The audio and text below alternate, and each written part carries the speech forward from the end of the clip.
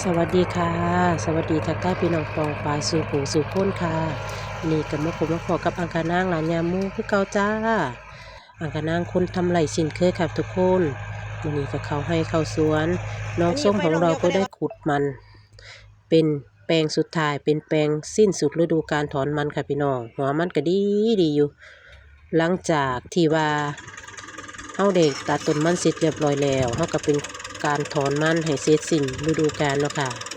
อันนี้ก็รถประจำตำแหน่งค่ะทุกคนรถประจำตำแหน่งในการขึ้นรถ10 ล้อลงรถ10 ล้อเพราะว่ามันขึ้นยากเนาะค่ะทุกคนก็ต้องใส่รถตักขึ้นค่ะมีการโบกมือบายบายพร้อมทีมงานของเราเนาะค่ะทุกคนผู้ใดขึ้นง่ายผู้ชายเพิ่นขึ้นง่ายเพิ่นก็ขึ้นเองได้ส่วนอังคานางกับเพื่อนขึ้นยากขึ้นลำบากก็ต้องใส่รถตักขึ้นค่ะทุกคนขึ้นแบบนี้สบายอีกอย่างหนึ่งเนาะค่ะเวลาลงก็ลงแบบนี้นะคะทุกคนขึ้นในปากตักรถเสร็จเรียบร้อยก็เป็นการเอามั่นขึ้นรถเนาะค่ะใส่อันนี้มันกับบ่เต็มปานใดเป็นรองทางขดบุใส่เสร็จเรียบร้อยกะเทลงแบบนี้เนาะค่ะทุกคนอันนี้ก็เต็มมาอัดมาเต็มปากตักเลยค่ะ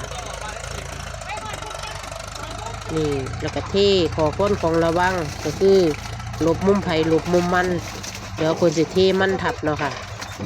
ถือมากกระเจ็บอยู่เด้อังคณางว่า นี่จะเป็นอีกมุมกล่องมุมสูงหนึ่งเนาะค่ะมาริวมากกลับมาที่จอกริวมากกลับมาที่จอกกับทุกคนโอ้คนขับกับมันคนตัดกับมันเนาะค่ะคนได้เงินกับมัน อันนี้ก็ใกล้สิเต็มแล้วตักสุดท้ายบ่ก็สิประมาณตักสุดท้ายนี่แหละค่ะทุกคน